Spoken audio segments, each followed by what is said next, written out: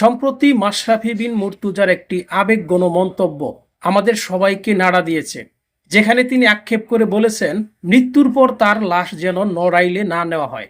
আমরা সবাই জানি আওয়ামী লীগ থেকে নির্বাচন করে এমপি হওয়াটাই আজ তাকে কাঠগড়ায় দাঁড় করিয়েছে। কিন্তু একটু ঠান্ডা মাথায় ভাবলে বোঝা যাবে শুধু একটি রাজনৈতিক দল করা কখনোই অপরাধ হতে পারে না। অপরাধ তখনই হয় যখন কেউ ক্ষমতার অপব্যবহার করে। আমাদের আবেগ তাড়িত না হয়ে কিছু বিষয় খোঁজ নেওয়া জরুরি। মাশরাফি কি এমপি থাকাকালীন কখনো কাউকে ক্ষমতার দাপট দেখিয়েছেন? তিনি কি বিএনপি বা জামায়াতের কোনো নেতাকর্মীর সাথে খারাপ আচরণ করেছেন কিংবা তাদের উপর কোনো অত্যাচার নির্যাতন চালিয়েছেন? যদি তদন্তে দেখা যায় তিনি ক্ষমতার অপব্যবহার করেছেন, তবে অবশ্যই তার বিচার হওয়া উচিত।